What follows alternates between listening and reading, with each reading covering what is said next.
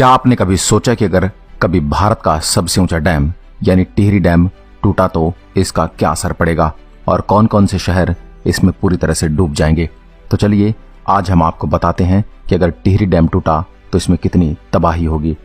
इस वीडियो में हम आपको जो तथ्य बताएंगे वो इंटरनेट से प्राप्त आंकड़े और विशेषज्ञों के विचारों पर आधारित हैं, मगर मकसद किसी को डराना नहीं, केवल इसकी संभावना पर विचार करना है, क्योंकि ये बात भी बिल्कुल सच है कि विकास अपने साथ विनाश भी लेकर आता है।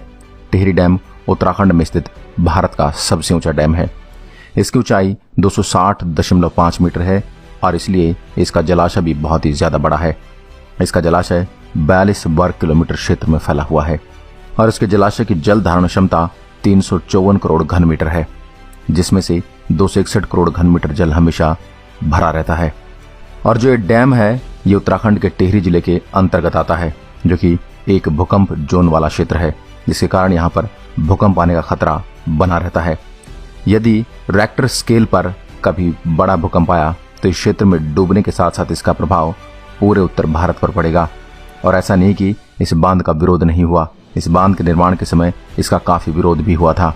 एक प्रसिद्ध अमेरिकी भूकंपवेत्ता प्रोफेसर ब्रेनी ने कहा था, यदि उनके देश में ये बांध बनता है तो इसे कभी अनुमति ही नहीं मिलती, क्योंकि ये डैम उच्च भूकंप वाले क्षेत्र में बना हुआ है।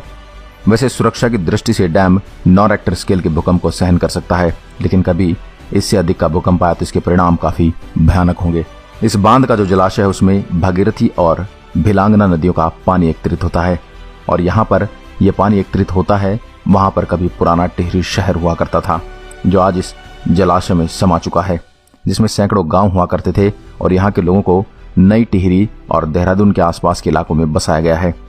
और अगर कभी किसी बड़ी प्राकृतिक आपदा के कारण ये डैम टूटा तो इसका असर पश्चिम बंगाल तक देखा जाएगा और इसका सबसे ज्यादा असर पड़ेगा हरिद्वार और ऋषिकेश में। ये शहर पूरी तरह से पानी में डूब जाएंगे। तो आप इस बात से अंदाजा लगा सकते हैं कि डैम में कितना सारा पानी भरा हुआ है।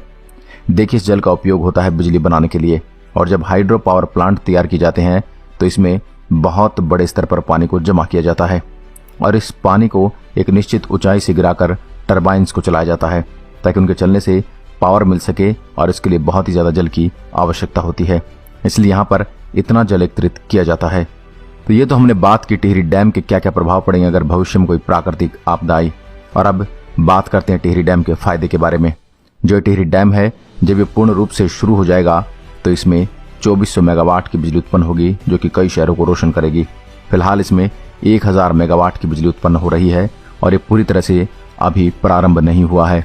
इसके अलावा वर्तमान में इसके जल का प्रयोग 4 लाख हेक्टेयर भूमि की सिंचाई के लिए किया जा रहा है और अब तो इसके जल का प्रयोग पर्यटन के लिए भी होने लगा है।